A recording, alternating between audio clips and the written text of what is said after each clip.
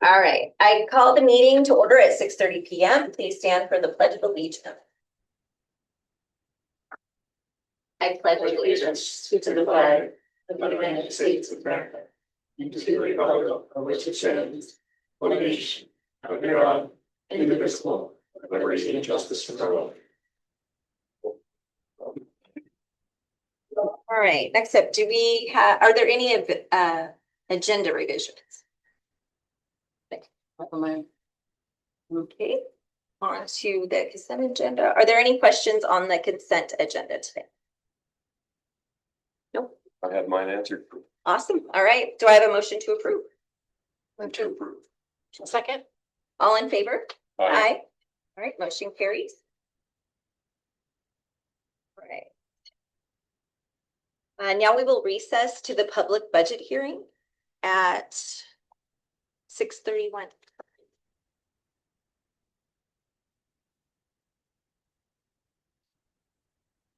All right, hello, Shalise. Here, 5. Yep, and so here's a copy of what you, I believe, have received previously. So Shalise has a number of slides for you. It's good. All right, thank you, Shalise.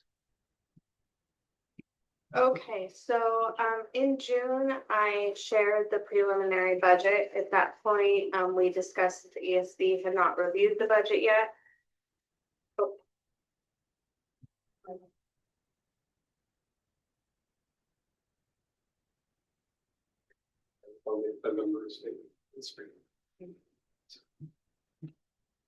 Oh, let's make it all fancy. But it make it so People can read it. Yeah. So in June, it was a preliminary budget. After we met in June, it went to the ESD 112 and they reviewed it, came back with 2 different changes. And nothing else has changed. So on the front page, you'll see our 5 funds. And the 2 items that have changed is that for the capital projects fund, which is the 4th one over, we updated the levy revenue from 4,055,240. Oh, sorry, to 4,055,240 from the 4,016,500, and that was just a percentage difference. I rounded the percentages. They did not want them rounded, so the difference was that little amount. And then the second difference is the revenue for the general fund, which is the first fund on the slide. And it's a decrease of state revenue by 62,000. And the F203, which is an OSPI calculation tool that gives us our revenue. OSPI had an error in the background of it, and they didn't realize it until later after I'd already presented. Then they emailed out that they fixed the tool and to go and rerun it. And that was the difference. One quick question. Yeah. The 50,000 out of the general fund is for the turf replacement? It is. Can you remind me again why that doesn't just come out of capital projects? Yes, so in capital projects, we're building up money to replace the turf. So every year we're taking 50,000 out of the general fund from our levy, going to capital projects to then have enough money to replace the turf. Okay.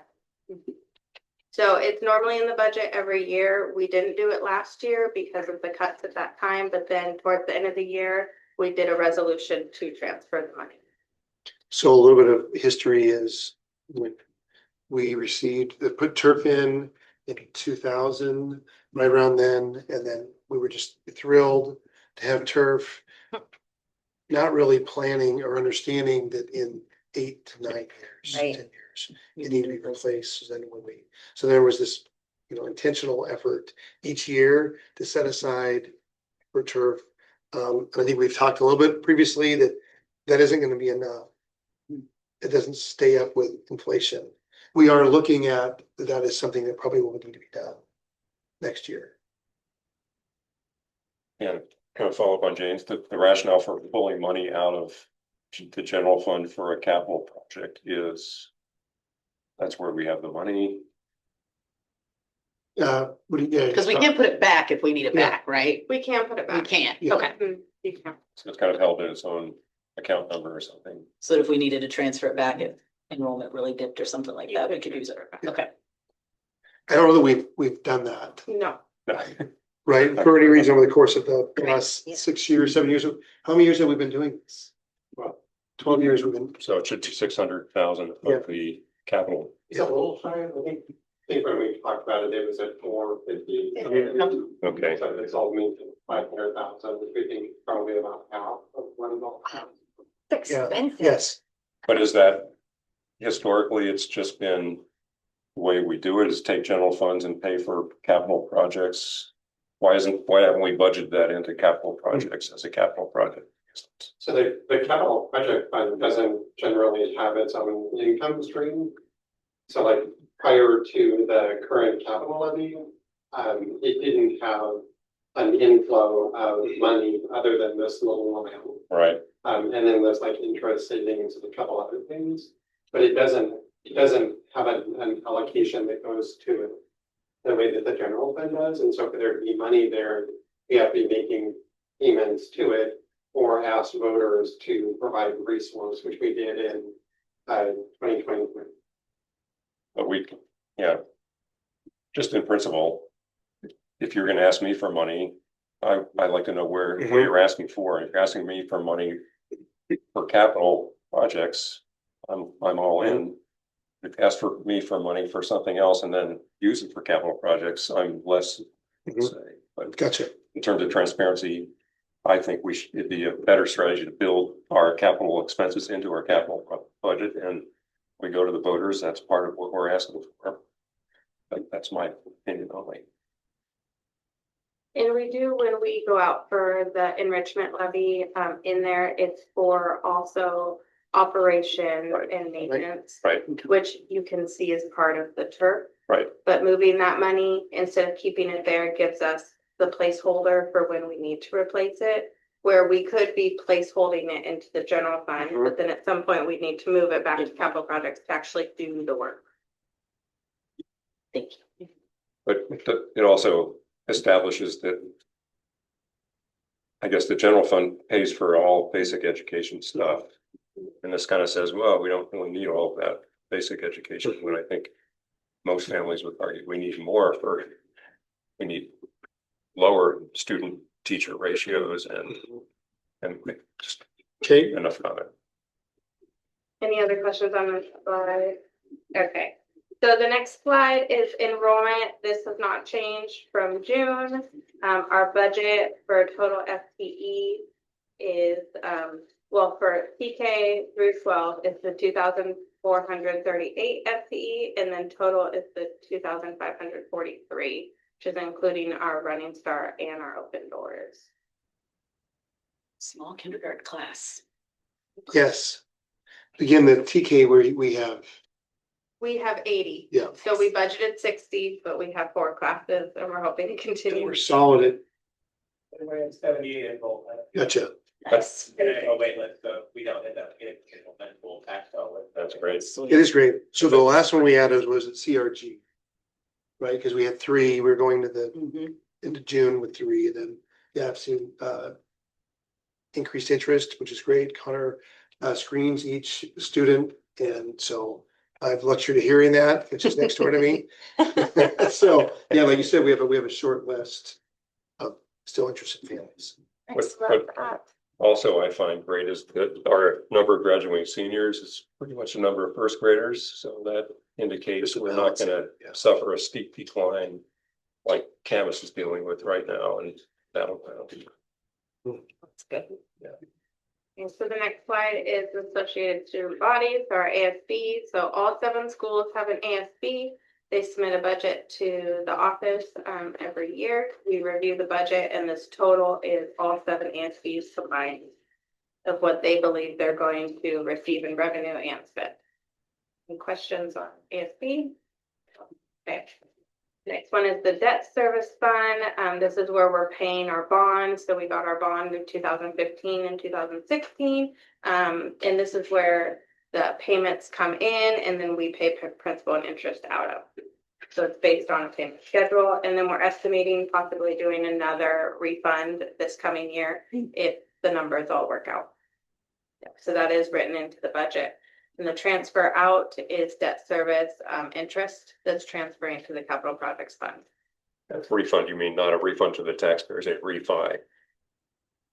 One of our bond refunds we just Right. did this year, we're gonna look at doing again. next year. Right. Reissue though. I mean, a refund to me means I'm getting money refunded. You're talking about Well, it's reissue. the bonds. lowering The lowering bond their rate, tax right, rate. yeah. We call it a refund. Okay. Yep. Okay, Yeah, it's a term that they use. okay. I'll have a hard time Yeah. using that, but yeah. It's fine. Because it lowers your taxes, so you kind of see it Fair enough. over 10 years. Fair enough. Okay, the next one is the transportation vehicle fund. This is based off us estimating that we're purchasing 3 buses next year that we've already put in the order for. They should show up. We say in February, but it's been more March and April. But there are 3 buses that we're estimating. Any news on the vans getting approved by the state as being able to be funded? So my understanding is that we are going to be able to, in the future, purchase vans, but they are still creating the guidelines around what they can be used for, to be paid out of the fund, who can drive them, and everything. That's great news though. So probably 26, 27. Yeah. Sweet. And these are, I mean, I just fill in some blanks, 18 passenger or 20 passenger, like Sprinter vans or 12 passenger Econoline or. They're calling them like minivans or micro.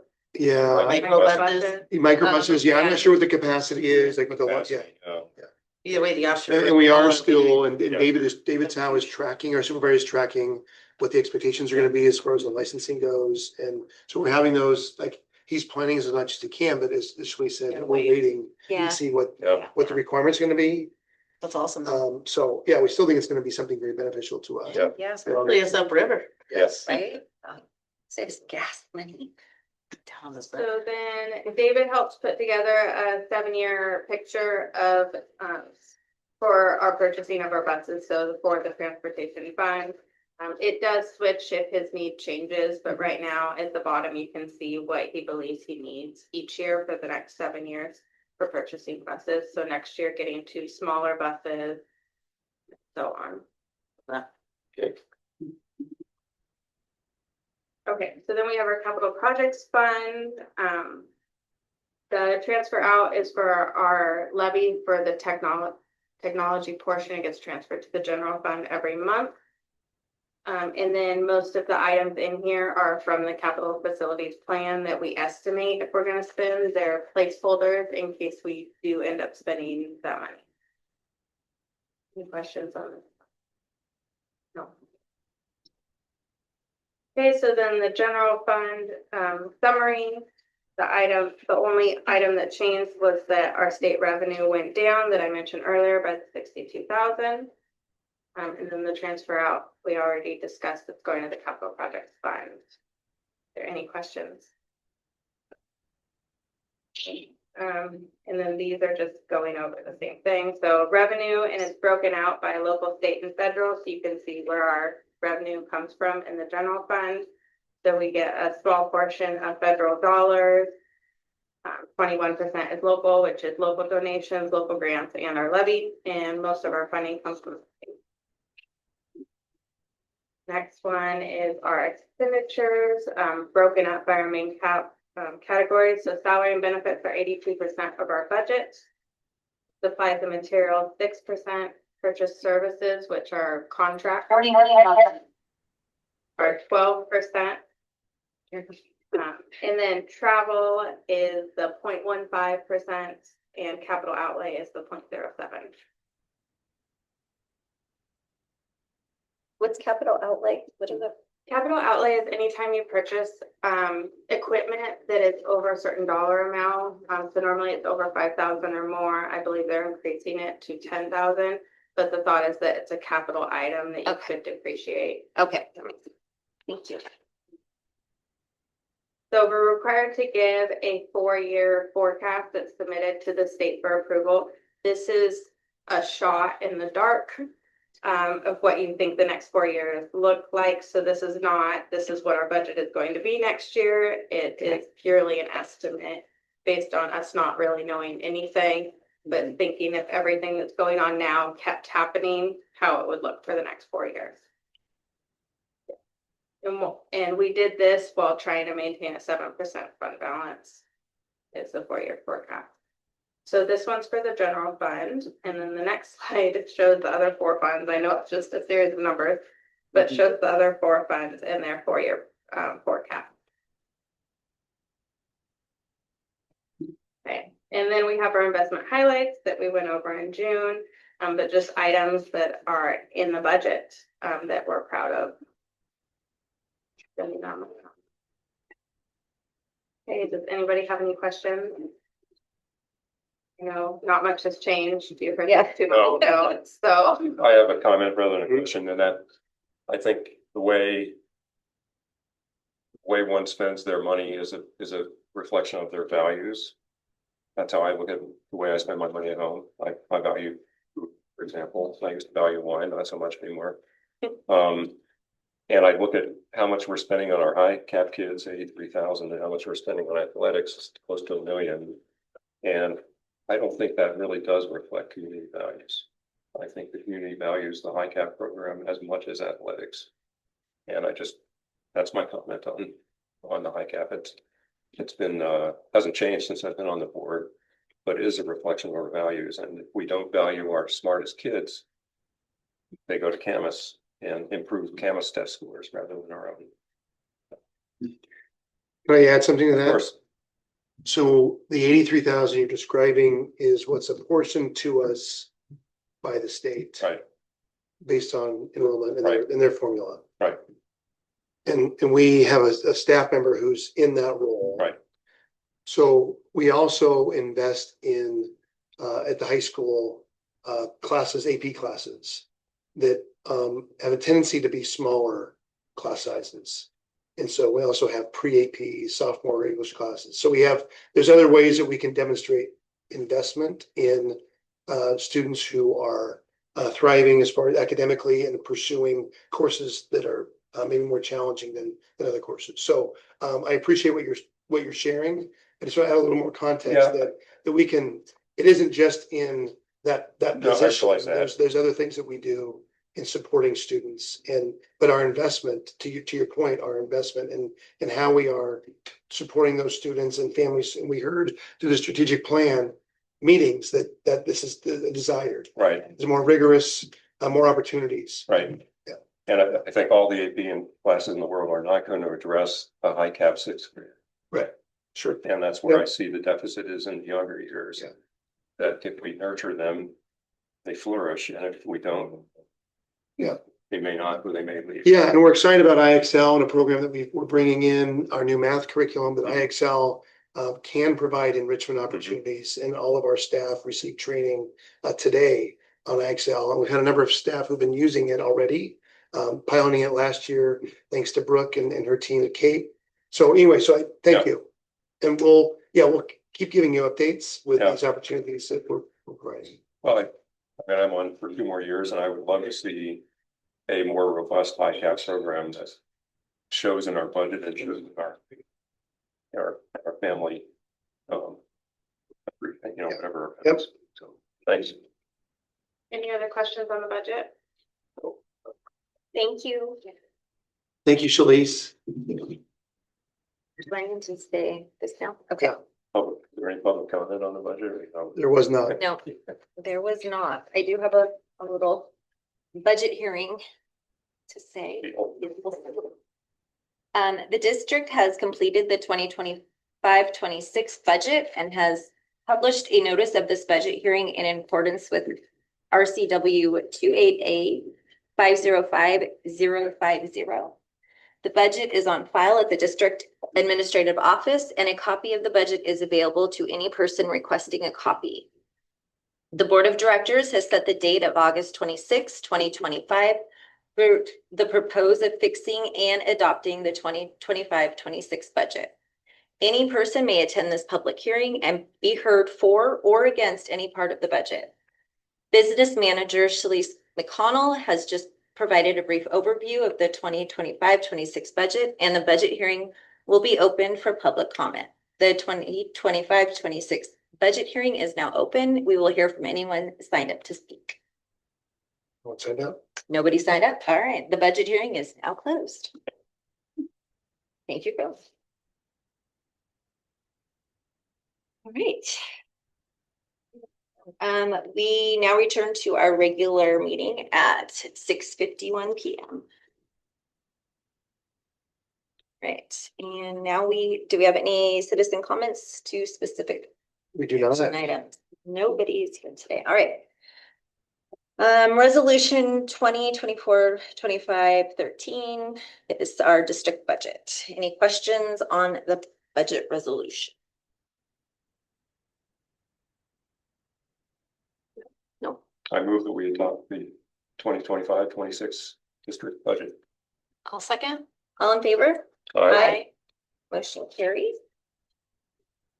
All right, we are on to our math instructional materials, the illustrative math and amplify. Is it Desmos? Yep. Okay. We'll turn that over to Aaron. Great, yeah, so we shared some information with you on August 12th. Connor is here to answer any questions you have specifically. I think there were some questions asked of him, maybe even some you tried it out It's amazing. to see, yeah, so how was it from maybe a student's perspective? And so just wonder if you have any questions regarding this new math curriculum. Yeah, my kids loved it. I thought it was really easy to navigate, even if you're not necessarily tech savvy. So I think parents are going to be able to help their kids very easily. Still have, my own concerns of I like having some control over what my kids can do and being able to go and look at those. At least past lessons would be a nice feature to maybe propose to them for future iterations of, I understand not wanting kids to work ahead, but you're adding an extra barrier to being able to do extra work with your kids when you constantly have to go and email a teacher of could you give more lessons? Could you do this? I personally, as a parent, would rather like to have the ability to sit down with my kiddos, see they're struggling and go back 2 lessons and refresh some things without having to reach out to the teacher, just because 28 parents reaching out to you over math can be a lot. So that would be my only suggestion, but overall love the curriculum and I think Great. it'll be great. Thanks for accessing it and seeing what it looks like. Yeah, Appreciate that. I dug into it, and I think, to a limited extent, Mhm. I appreciate our process that we use with the curriculum adoption committee and just that process, and I trust the teachers more than me, grandpa. But I like it. Good. I like the worksheets. I think they're engaging, and the ones that I looked at. And if our teachers like it, which it sounds like they do, I think it's a great choice. So today, our teachers were together in the afternoon, working, all the elementary teachers were at CRG, working in grade-like teams. And I happened to stop by and visit with a number of those teams, and specifically teams working on the math. And so just a quick response, because they received some training today, is they're very positive, optimistic about what it offers, appreciate, because a number of student staff have used the illustrative, the free version of this, but now with the added components that we have as a resource, I think they're really excited about it. Anything else you want to add? Well, I think there's gonna be a significant increase in the visibility for parents to see what their students are working on. I do think there's a level of importance of a teacher having the ability to control the pacing of what students are doing. And there are built-in parent resources that can go home that will allow parents to see what, for example, like a unit on volume, what the essential questions are that students should be able to answer at the end of the unit, what activities parents can do at home to practice practical applications to volume. The idea that we're moving away from formulas and procedures and to what the curriculum talks about as key takeaways, general rules that will apply to multiple mathematical situations that students will run into are incorporated into those kind of take-home packets for families to be able to see and then work on similar practice problems with their students at home and their reinforcement opportunities. So I think it's exciting. Yeah, my conversation today with one of the 4th grade teachers was about looking at the 3rd grade curriculum and scope and sequence. And as they're starting 4th grade, if they're a little concerned about a particular skill maybe isn't being introduced until in October, could they start the year looking at the third grade standards and kind of what you were just describing, Yeah. going back and just checking for understanding? Because there is, over the course of the summer, if they're not, Little yeah, lost. that there's a little drift that happens with Little. what they're learning. So there's a recognition of that. Yeah. Along the lines Connor's talking about, I also see how that dovetails with opportunities in CTE to reinforce at least mathematical concepts that for kids that aren't going to go to college but still need to balance their checkbook and figure out how big of an air purifier they need for the bigger. I think it's great. I think it's a good second example, which Yeah. is the checkbook. Yeah, I definitely think. Yeah, nobody balances a checkbook anymore. There's apps for that. I don't either. That's a spreadsheet, but I still write checks. I'm excited. What's a for check? parents- No, I'm just kidding. Yeah. Parent perspective, what it looks like once we roll it out, the full kind of curriculum is available. Yeah. Demo, so. You know, I'll give you the feedback. Are we set up to kind of, at the end of the year, go back to the parents and get some feedback after their kids have gone through this program for a year? Good idea. I think Yeah, that would be That's a valuable. great idea. Yeah, for sure. Yeah, I think that looks great. Any other questions? Oh, All right. Is there a motion to approve? Motion to approve? I'll second. All in favor? Aye. Motion carries. Excited about that one. We're gonna have it. So, all right. So this is going to be our approval of our strategic plan for 2026 to 2031. Wow. That's Yes. a big jump. I'm excited about this one. Yeah, so here's the one pager front and back. Ah, 678.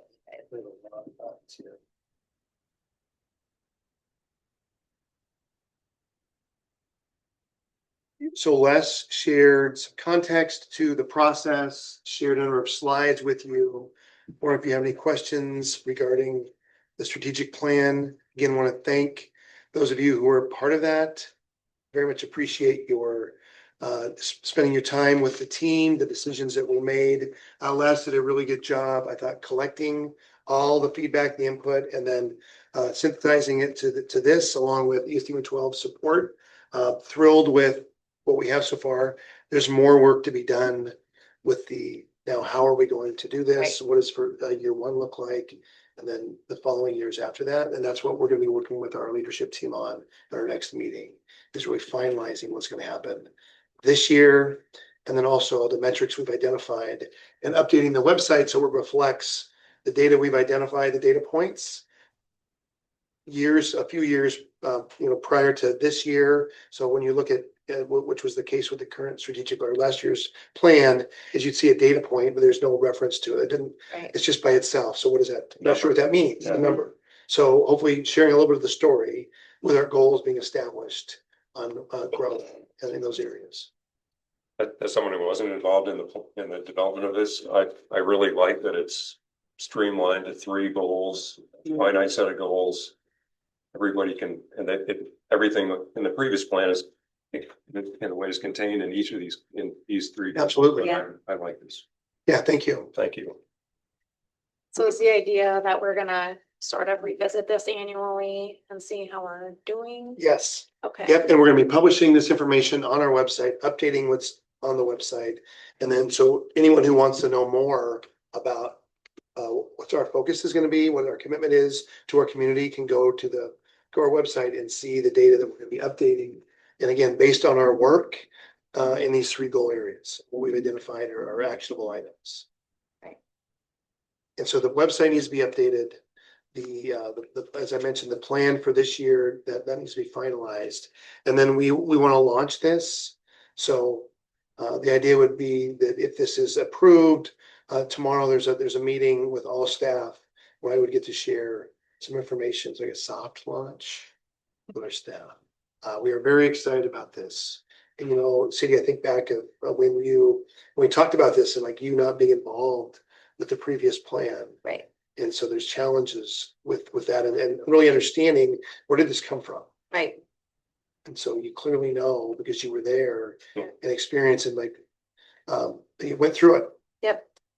And now we just have to implement all these wonderful, awesome goals that we have. Yes. Yeah. Any other thoughts? Right? All right, any other questions from anybody? Right, is there a motion to approve our strategic plan for 2026-2031? Motion to approve? I'll second. All in favor? Aye. Motion carried. Right. Next is to approve our food service contract. Aaron. Yes. All right, so we've spent a fair amount of time following the process. I'm excited, if you had seen the contract at our last meeting, thank you, Shalice, for providing that at the last minute, because it had just really been approved. So I wonder if you have any questions regarding the contract. There were, I think, some questions that we had answered at our last meeting. No questions? No questions? I'm good. Is there a motion to approve our food service contract? I'll move to approve. I'll second. All in favor? Aye. Motion carried. There's so many things. Excellent, thank you. Thanks a Right, lot. I know, right? Next up is our approval for our capital facilities plan. Yes, so a little bit of information here. I think I've shared this with you. So when we approved it in June, the SEPA was still it was still being approved by the cities and the county. So there were no questions, there were no concerns, but it was within that time that they had to review our plan where we approved it. So we are required to approve it now, since that period of time had ended, and there were no concerns that they had. So that won't happen again the next time. Okay. Yeah, sorry. Does anybody have any questions? The draft that we had last time is the, There were no revisions to that. And again, we were interested in making sure that was updated, not only with our enrollment projections, Right. but also we had identified a piece of a parcel of land that we had been interested, that we were no longer interested in. Great. Any other questions? Great. Is there a motion to approve our capital facilities plan? Motion to approve? I'll second. All in favor? Aye. Aye. Motion carried. Next up, we have a policy revision, policy 6022, which is our minimum fund balance. This will be our second reading and our approval. Yes, I don't know if we had any questions regarding that. Again, I think we talked about this Yeah. at our last meeting. There were a few revisions to this. Specifically, the previous one had identified prior. We want it to be current budget, and then alignment to conversations that we've had over the last certainly 12 months, maybe a little bit longer than that, regarding the minimum, but also a goal of 8%, a minimum of 6%, but also a goal of 8%. No other questions, concerns, wonders? I think it's wise to adopt this. I noticed how many more districts are in planning conditions this year compared to last year, and I'm grateful that we steered our way away from that, and we are continuing to. And it shows our goal. All right, any more questions? All right, is there a motion to approve our policy 6022, which is our minimum fund balance? Motion to approve? Second. All in favor? Aye. Motion carries. All right, next up, we have oath of office. All For our right, district thank you five. so much. Yes. Mr. Hooper, are you ready? I'm ready. Great.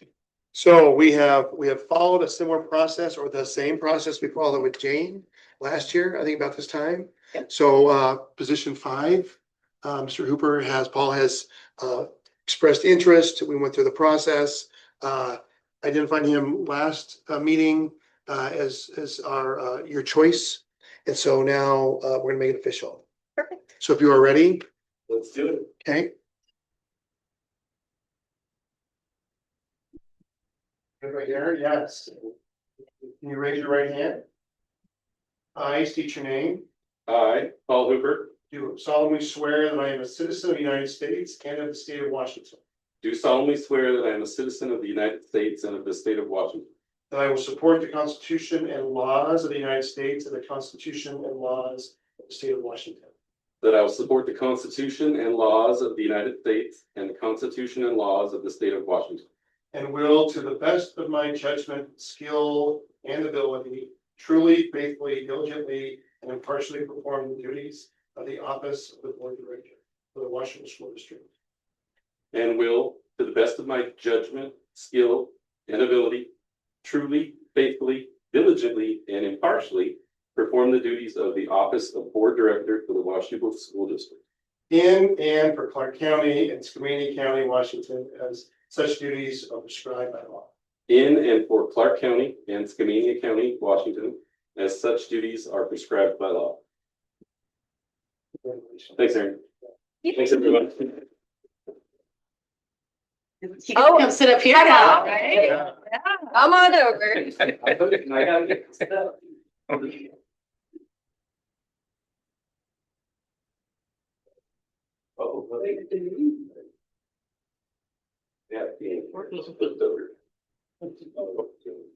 All right.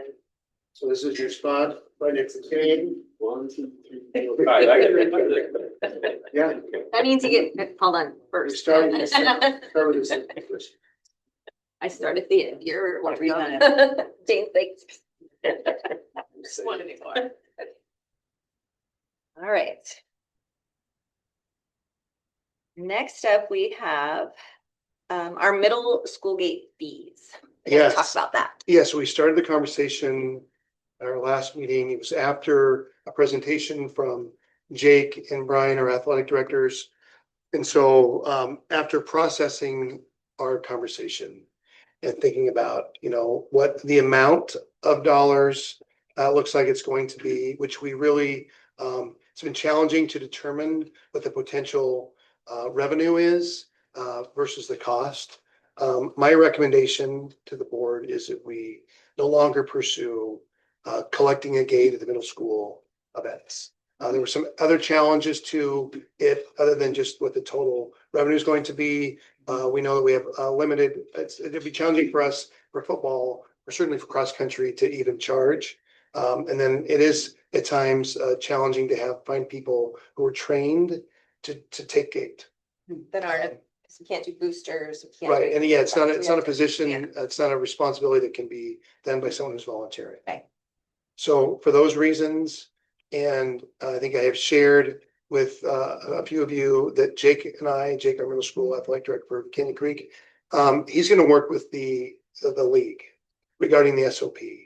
And maybe that there's something that can be done with that SOP, because it's in the SOP, it says that we will be charging a gate. And so we're gonna see if there's some flexibility there. I appreciate that and his position. Yeah. I just read a long article on NCAA sports and the change that's coming down in college athletics as a recognition that it is entertainment, that the athletes get paid. It's going to wipe out many of the niche sports scholarships at the college level, because all that money that was from the gate that was spread around for basketball and football had been supporting lacrosse and soccer and volleyball and everything. And rowing at the University of Washington. Rowing, for example. Yes. Yeah, good movie too. Yeah. But that's happening at the college Yeah. level. If we see that coming to the high school level, and it comes back to, how we monetize athletics. I think it's a bad, it'll bode poorly for the future of athletics at high school if we simply look at it as adult entertainment that you pay for. Right, and some of the things that Jake had talked about, which are the challenges with their budget versus Jumping Guard's budget, I think there's things that we can do as a district. There's things that I can do in my role Right. to mitigate the impact. Well, yeah, and if it was projected to bring in 400,000 a year, Right, I would Right. look at it differently. And five, Perhaps than Right. 5,000. 5 to 8, which was Like, gross without. Yeah. Right. And net maybe 4, Yeah. 3 even. So I'm happy with that decision. Okay, Jane, do you have something you want to add? No, I'm Okay. very happy with All the right. decision. Yeah. All right, all right. Next up, we're gonna discuss the optimization task force. Dun, dun. yes, so we have a meeting tomorrow afternoon. Thursday. You're right, Thursday. Thursday afternoon. Let's do it. And so here, and we've invited a number of individuals. And so I think majority of them have responded. There's some conflicts. But again, that's going to be the case when you have a large number of people that are, this many people, there's going to be some conflicts. So I appreciate those that have expressed interest, especially the board, as you're going to chair this task force. And so I don't know if you want to provide any additional context. I'll give my input. I'm glad we're setting this up. It's a problem that exists at every school district in the country, that because superintendents have a tenure of 4 years, at least in Washington, we have a 6-year plan that turns into the next 6-year plan. But my own just thinking about it, the superintendent is hired to run the schools. The principals are hired to run the schools. Teachers are hired to teach students in classrooms. It's really the board of directors that's elected to represent the long-term community interests. And that is longer than a 6-year time frame. So that's why I am a big believer in developing both a near-term solution to our situation with enrollment needs, but also a longer-term perspective on where does Washougal want its school system to be in 2040. And that's all I'll say about that. Great. So could you speak to specifically, it's all very vague. What is Yes. the task force charged with? It's not super clear. I mean, I'm gleaning at, but I think it's tasked with evaluating our current property holdings, our current school enrollments. As we saw when we looked at the data in the spring, we have 4 elementary schools, none of which are anywhere near capacity. And it's expensive to continue to run 4 schools with a student population that would easily fit in 3 schools. So the near term, I hope, my personal hope is just one member on this task force, is that we come forward with a recommendation relatively quickly on whether or not we should really consider closing the elementary school, consolidating and saving that roughly $1 million a year for other purposes to augment education in the schools that we have. Longer term, I think I was spurred by our vestigial attempt to purchase property at the far edge of Washougal city, actually outside the city limits. And that reflected to me that there might have been a plan, but none of us were aware of that plan. And property like that really is on a 20-year plan. The property here that we acquired, I think in 2007, to be a school site. Is that right? The Kerr I property. think it was a little bit earlier. It was earlier, yeah, whatever. but yeah. But that there was a plan, school right here.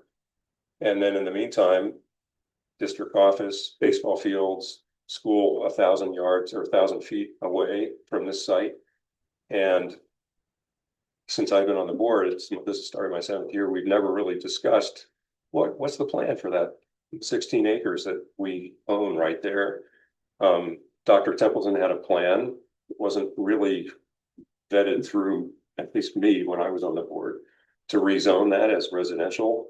It kicked up a lot of community opposition. The largest community comment turnout in the city of Washougal history for city council meeting was to oppose that redistricting or rezoning rather. Like the city council approved the rezoning, so it's currently zoned residential. And I think in the long range picture, I see Washougal turning into a retirement community where families can't afford to buy homes.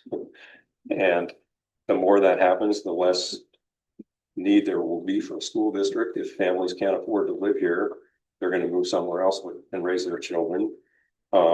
Certainly a single income family would have a very difficult time raising kids in Washougal at this point. And I think, I feel like I am part of that problem. I retired and moved here. I'll drive the cost of homes up, but I'm looking at new construction projects both above me on Granite Ridge, Granite Highlands, and over in Sunset Ridge. They are building, $1 million, $1.5 million homes that are not family-friendly homes. And I think if we are going to maintain some kind of stable, sustainable community in Washougal, that has to include children. I mean, my sister moved to a 55 and older community in Texas. I hate it. There's no kids. And I think, traveling around the world, places have solved that. You can go to even an expensive city like London. There are children that can afford to live there. And I just see families being priced out. And I think I would like our school district to be part of the solution to that in some way. Yeah, so I guess I just have questions. Yeah. Like, I'm not opposed to the task force, but I think it'd be good to have boundaries on like what you're gonna, almost like a charter, like this is what we're actually gonna look at. Yeah. Otherwise you could, there's a lot of stuff you could start deviating into. Right. And then is this kind of tied to the capital facilities plan as for that 20-year look? Right. And You know, our strategic planning. yeah, and I guess like what all is that gonna feed into, and then who's gonna be involved? Like, is there gonna be like a notice for people to be involved, like, et cetera? Like, Those are good questions. Yeah. I think there's kind of to Jim's point, like if I'm bulleting it into the short term and the long term, right? Like we've got to have both. I think short term, the first goal is to really look at potentially consolidating schools and also doing it in a manner where if we have future growth, we're being strategic about it so that we can build on and to bring back to the board recommendations as quickly as possible. So that then we can go and once that recommendation's been approved, start looking into more of like the how behind it and get community feedback. I also think about when I look at our district office, you guys do an amazing job and you're down to like a skeleton crew. So Right. some of this is lifting off, hopefully some work that we would have been asking them. So that's step one. And then step two would be looking at, the capital facilities, looking at also some of our education programs to Jim's points of like high cap and what we're doing. But I think we have the primary focus right out of the gate for the first 6 months of what we need to accomplish just in order to get it done and come back to the board with recommendations. I guess one suggestion would also be to look at things that we could potentially recommend to other like city and governance people, not Yes. to necessarily direct them, but to potentially make recommendations as a board. So things that we can't do, we could park it, but then raise them. So. Yes. Yeah, for And sure. there's two city council members on it, No, right? Or two city. Okay. City, what is management what's people. their official title? And I mean, I went and talked to planning department about affordable housing in Washougal. And it's all part of the city's 20-year plan. I said, well, how do you facilitate that? We approve permits. That's what the city staff do. If there's a developer that wants to come in and develop affordable housing, rubber stamp it. But the fact is, there's a market for $1.5 million homes in Washougal, and developers aren't going to do that. And I think there needs to be a private sector partner, nonprofit or for-profit or something that works with our school district. I guess every time I drove out there in Sunset Bridge and saw the new developments that are going on up there. They're going to be nice homes. There aren't going to be more than a handful of kids whose families can afford to move into those brand new $1.3 million.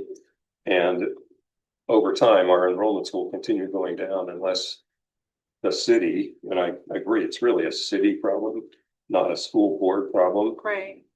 But unless the city does something, we're going to be a bunch of retired people, and the schools will become less supported by old retired people. I'm a big supporter and I'm old and retired.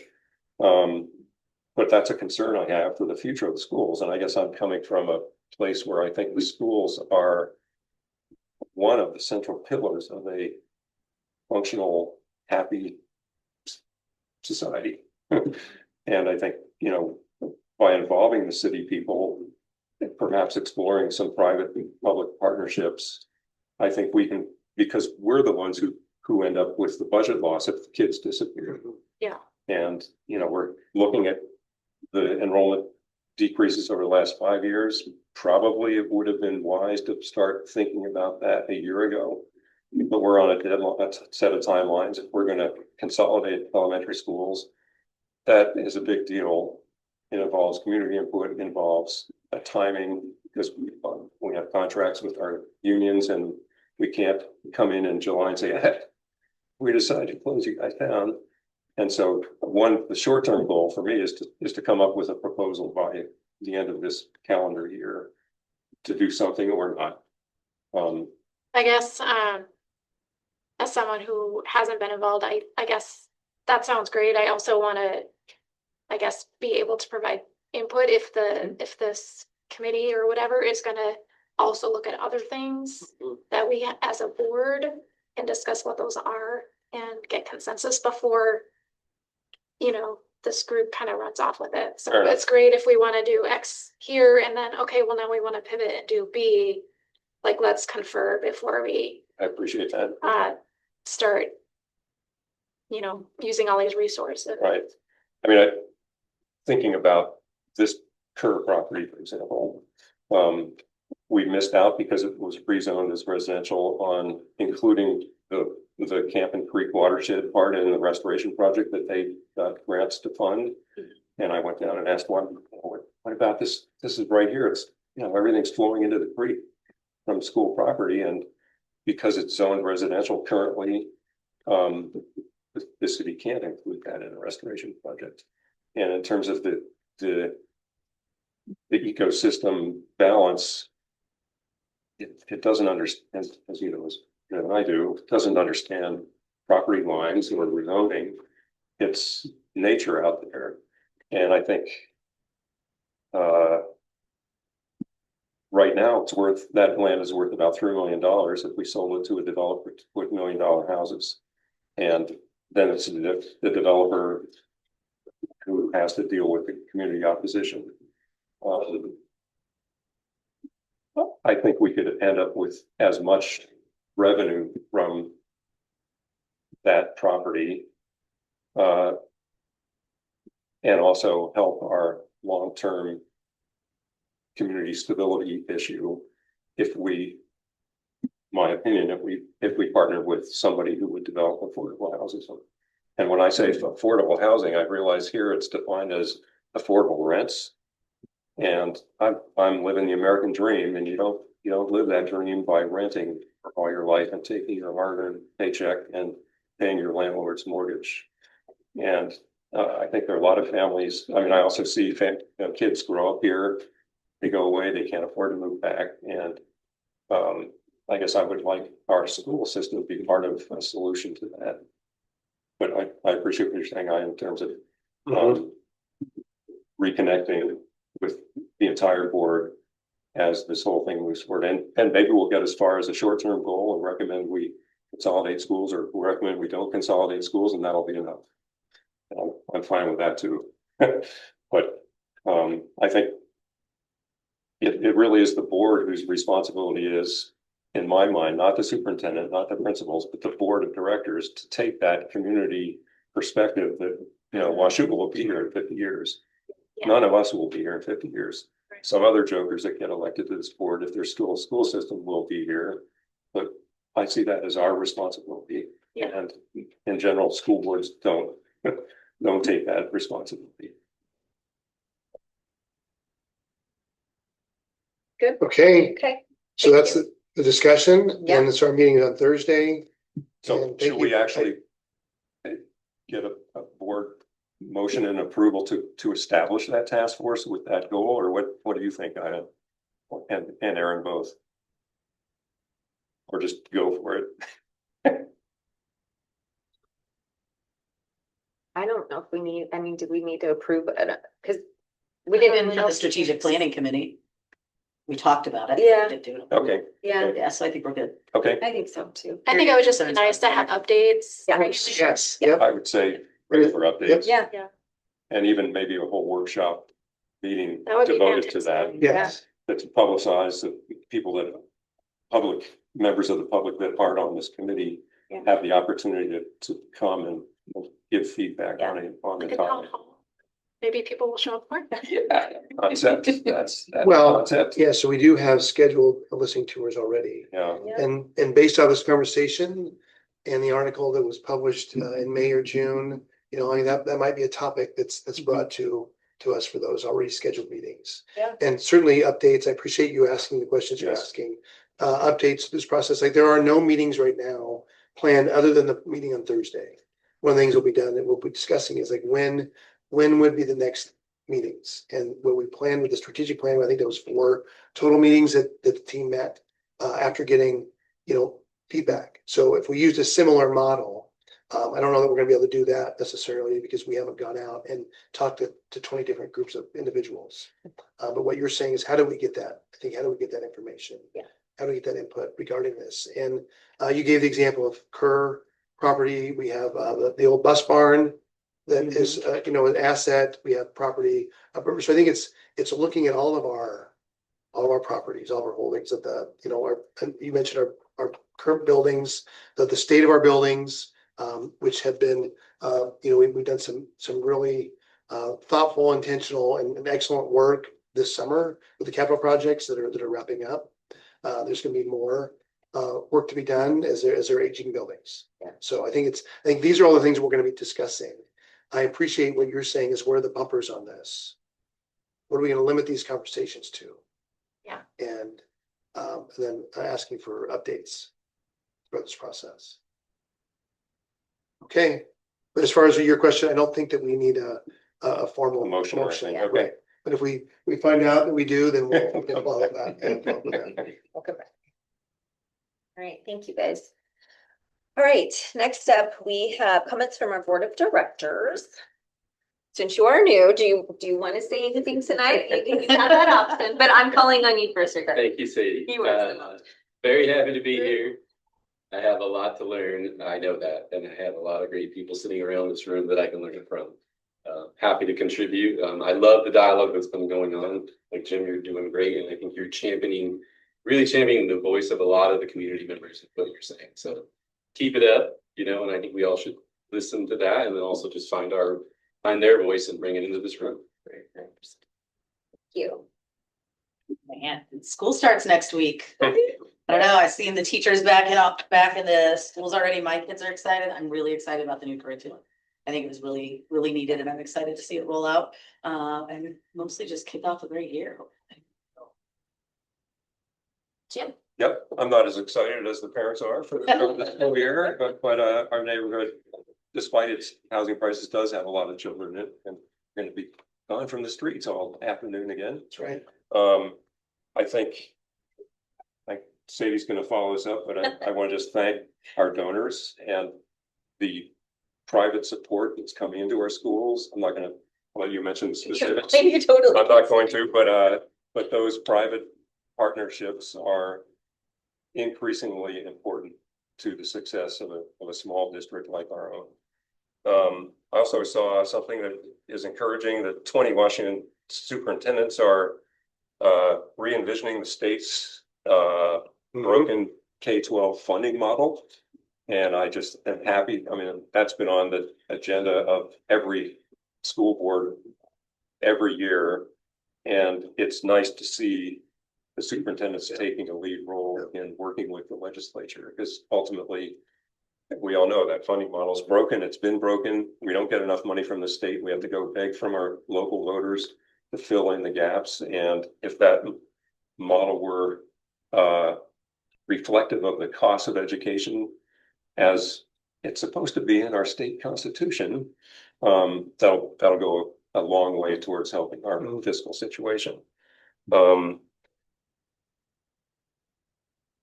want to also acknowledge that the number of recent deaths in our Washougal school community. It's a bad end of summer. At least 3 or 4 families have lost members due to accident and disposing out. And I just feel for everyone in the system that know those families and know those kids. And then the final thing, I've been reading a lot more about AI and several things that are concerning. So I know something about AI. My last PhD student, his whole research project was using AI to do data mining. And it's worked out for me. He's a tenured professor at Stanford now, still doing that. He has a chance of curing cancer with his AI toolkit. That was 15 years ago. ChatGPT brings AI into everyone's world, and I see the positives. I see the ability to put together a lesson plan at the last minute using AI is awesome. And I'm sure many of our teachers, if they haven't been, they will be using that. Educators in my family are. My stepdaughter put together our Costa Rica itinerary using AI. It was fun as hell. But I also see some of the negatives, the suicides induced by chat bot relationships between teenagers and a AI computer. I just read an article about from psychiatry and neuroscience about a new type of psychosis that's developed by humans who become enmeshed with AI chatbots as an emotional support. I think we as a school system should get out ahead of this with some policies. And we have to accept it. It's like a cell phone. It's coming and we're all using it. But I think the recognition that all AI does is work with information that comes in and generate documents. If our grading system depends on evaluating written documents, we're no longer evaluating learning and knowledge. We're evaluating someone's abilities with AI and or their wealth level to purchase more sophisticated AI models. I mean, ChatGPT is free. You pay money, you get a lot more. And I think it would be unfortunate if the schools don't recognize that and change the way that we are evaluating learning and knowledge compared to the way it was when I went, you write something and that's what they grade you on. It's your work. Natural intelligence and ultimately all the AI tools in the world are unlikely to substitute for natural intelligence. Also, the data that goes into an AI model determines what comes out. And I had a weird experience at my mother's house. She had her 94th birthday. She has Alexa. This is a little funny story. So she can't see. She has a hard time hearing. She's 94. And she had a hard time understanding Alexa with Alexa's little squeaky voice. So we changed Alexa to a nice deep male voice. So we call her Alex now. It's the first transgender echo in her housing complex that we know about. But I'm gonna need a newspaper article tomorrow. yeah, Betty and I had traveled to Portugal last year and learned about Salazar, the dictator of Portugal, from 32 to 67 or something. I remember the dates. It's like, wow, I never learned that in school, that Portugal lived under a dictatorship. And we visited the political prison where journalists got sent for reformation, and it was eye-opening. So we're talking about Portugal. My mother was on her list of places to go. She never got to go to Portugal. Probably won't at this point. But I asked Alexa, hey, tell me about the dictatorship in Portugal. And Alexa responded, or Alex responded, I have no information to base an answer on. So then I asked about Franco, the dictatorship in Spain, or Mussolini. No information. And it just highlighted to me how a whole nother world that is not humans governs the information that comes out through tools like Alexa or Google or AI tools. And I think I am worried about it taking over and not being prepared. Europe isn't introducing regulations. Our country is full steam ahead, bring it on. And I think if we are unaware of what the potential is, our kids are going to be left behind.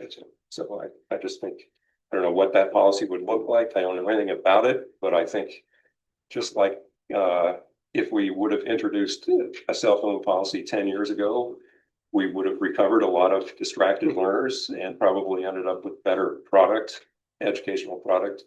And I think if we just watch it happen, we will be watching it happen, Mhm. not necessarily be happy with how it all comes out. That's it. And it, I see it as a positive tool for teachers and students both. Mhm.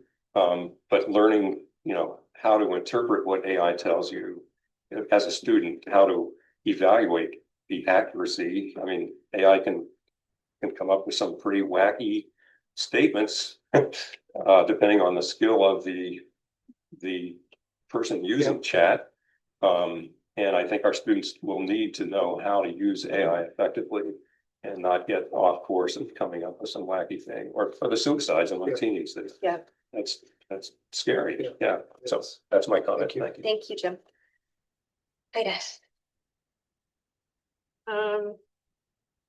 Well, I guess I just wanted to mention in the theme of school starting, it's very exciting, but it can also be, I think, stressful, right? It's a moment of change. Yeah. So there's potential, but I guess I just wanted to also acknowledge and thank the staff who are taking on new roles, right? It added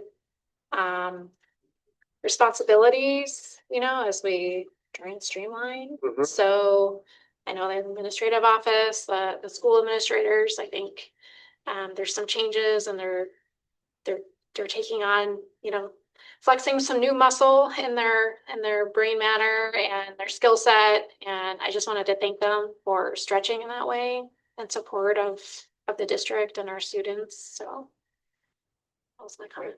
That's wonderful. I second that. They are taking on a lot.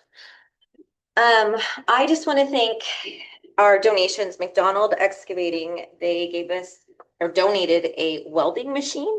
Yes. Phenomenal. And Bill Smead donated a pole vault mat to our school. Is that $10,000 for the purchase. The purchase, Yeah, it's just okay. a big down payment Yeah. for a pole vault pit, which is, they range in price, but that's, Yeah. really appreciate that That's very cool. generosity. Thank you. Definitely needed. Yeah, thank you to our community Yeah. members that do that. Excited to join our teachers and staff tomorrow at our welcome back thing at the high school. That's going to be exciting. That was really fun last year. I'm excited to listen to one of our teachers. Mhm. That'll be exciting. I've got to watch the roof be built. That is coming along, and it just every day it looks shinier and shinier up there. So I'm excited about that. And I'm really excited about our math curriculum. I just am excited that we're bringing something new. It shows that we're moving forward and introducing new things. And I think this is going to be really good for our district. And I also got to join a bunch of our little community members on Sunday at Hathaway. We had some community members partner with our fire department, and we had a fire truck show up and they hosed down all the kids on the Hathaway playground, and I have never seen so many smiles in my life. Yeah. Who knew? I was smiling. Yeah. It was so Excellent. much fun. So I'm excited for our school start. Yeah, good, thank you. All right, I've got a few slides, so I did not print them off for you in color, so I'm saving on that. If that's something you want, just let me know. So yeah, so this is our team, the new certificated staff members who we welcome to Washougal School District. I think this picture might be missing one. So last week there was training for them, and there were 2 days. And so Connor and I, summing up the 2 days of training, Connor and I took them on a field trip around the district. So we all fit in one van, and we provided them some context to our district. So we went up, started here, went to CRG, JMS, then went to the Cape Lookout, then up to Cape Canyon, stopped by the Mercantile to make sure they understood the Mercantile, pointed out Sky Road, Hughes Road, Salmon Falls Road. So that's when we're talking about these roads, we're talking about change in geography here. This is what we're talking about. This is why we might be late when it's just raining here in town. And so they get that sense. Took them by the motocross because we talked about big events. So it was a great opportunity for us, I think, to give them to spend some time with our new staff members to see Connor and Aaron provide this little field trip and give some context to our district. So it was thrilled with this team. This is a much larger team than we've hired the last few years. So we are grateful for these individuals who were interested in being a part of the team. So you talked about tomorrow. This is basically hard to read, but just the idea that's tomorrow. This is what's happening. We're welcome back. This is all staff, certs and classified staff together. And so we're going to start off in the auditorium after breakfast. Thank you, Chartwells, for making sure that we were able to provide food for our staff, lunch and breakfast. So then we're going to be together in the morning in the auditorium. And we have some guest speakers, and I'm going to go over that in a little bit. But this is a day of really just looking at how do you develop strong relationships. We're looking at are these standards that have been identified by the state, and we're focusing on engaging students, families, and the community. So again, that just to show you, it's a long day. It ends with training that's required that does align with the day of learning. So looking forward to tomorrow. These are the standards. There's 4 of them: understanding self and others, student, family, and community engagement. That's the one that we're focusing on tomorrow. Developing relationships, learning partnerships, and then leading for educational equity. So again, looking forward to tomorrow. Appreciate the team that has put together this plan. Today was a phenomenal day. I'm going to get back to that in a little bit. Here are the individuals that are sharing part of who they are that aligns with this day tomorrow in the morning. So Kinsey is one of our seniors who has an 8 to 10 minute presentation on being seen. It's just phenomenal. She gave this same presentation. I've talked about this in San Diego at a conference. Ricky Franco is one of our parents, and that's Ricky in the middle. And then Karen Spansky-Dreffen is a member of WSAFE, which is an organization, nonprofit that was developed just to support our families and our students in ways that we have a hard time as a district supporting families with.